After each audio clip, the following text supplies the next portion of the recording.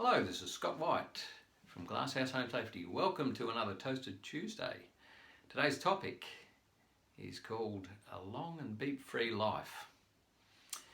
Now, I'm sure if you mention to anyone, especially on a social media site, you mention anything about smoke alarms, you're sure to have a flood of people that have a million experiences with their smoke alarms. They hate them. They're beeping at night, they're annoying them, they go off every time they cook and all that sort of stuff. It's totally avoidable, totally avoidable. Should never happen. They should be your silent best friend. So that's why I want to discuss it, because if they're being annoying, then normally they're disconnected and then there's no protection. So these people complaining about it, they're forgetting that the devices are actually there to save their lives in a true fire event. You don't want to just disconnect them because they're annoying little buggers. You want to get it fixed, find out why. So here's a little bit of a background on it. Now, have you noticed that generally if it's going to beep with that little incessant beep that goes once every 3 minutes or so at night, that it does happen at night? It's almost comical that people say, oh, how did it know? Is there a bastard switch in there? But there's not. The reason for that is, and it's very, very much more common with ionisation alarms, and that is it goes off at night for the simple reason that the relative humidity at night is higher. Simple as that. You see, these ionisation alarms have got little radioactive material in there. They're sensing for electrically or ionised particles, electrically charged particles, and water looks like that. H2O has that sort of a characteristic of being charged, and therefore humidity at night. If the thing's right on the threshold of having issues, then the humidity rises and off it goes, and it's beeping for a reason. It's beeping to tell you it's not happy. It's generally beeping to say either that the battery is flat or that its internals are not right, or of course that there's real smoke or environmental things, which I'm about to list, right there and then, that are causing the alarm, if it's a full-on alarm. So what do you want to avoid?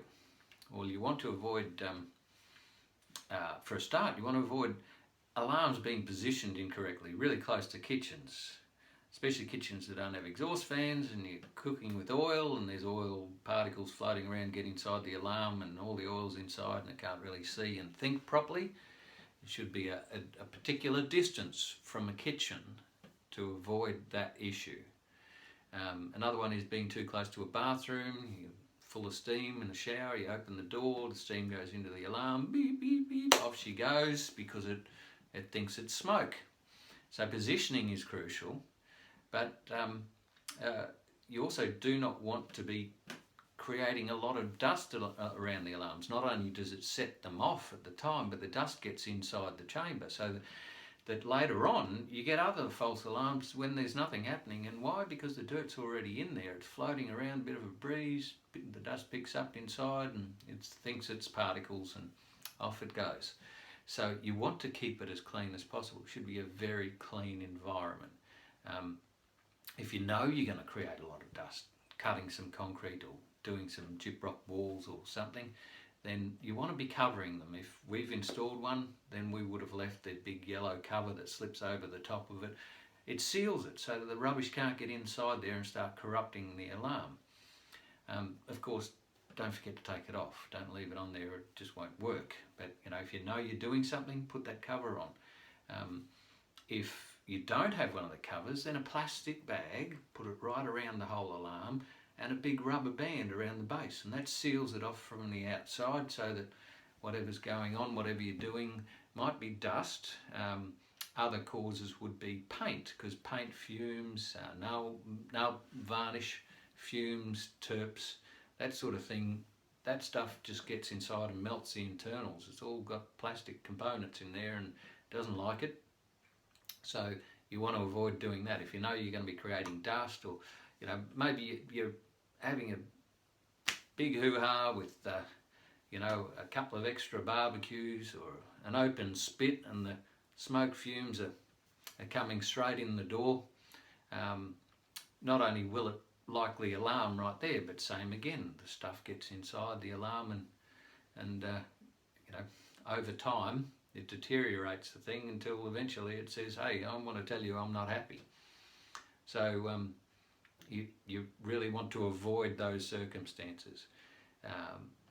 If you know you're going to create some issue, cover the device. Cover it with what we've left or a plastic bag, because really they've got 5-year warranties on them. They should, in theory, last a good 10 years without any issues whatsoever if they're kept well, kept clean, not cooked near, not painted near, that sort of stuff.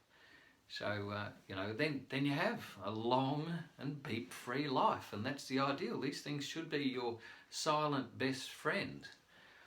And that's, you know, that's what we offer. We offer as a no beep guarantee that if we've installed it, and it beeps for whatever reason, and or goes off false alarms for no good reason that's not attributable to the occupants, then we'll replace it within 48 hours at no cost and give you the next annual service free, because we're so convinced that we know where to put them properly. We know the right type, and if we educate the occupant on keeping it clean and making sure that they don't pollute the insides of the thing, it should last for that amount of time without ever bothering you, without ever waking you up in the middle of the night.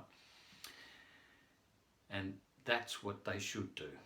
Because if they're false alarming all the time, then your brain is being programmed to ignore them. They're irritating, and therefore you ignore them in a real fire event, or you don't really jump to it. If it's an unusual thing for you, it's instant, and that's what it's all about, is early warning, getting out there and going, oh right, there really is something happening here, let's get into it. Let's you know, grab the nearest fire extinguisher and put this thing out, or just get everyone out of the home as quick as we can. So, I hope that's been helpful for you, and I look forward to speaking to you on Safety Saturday. Have a great day.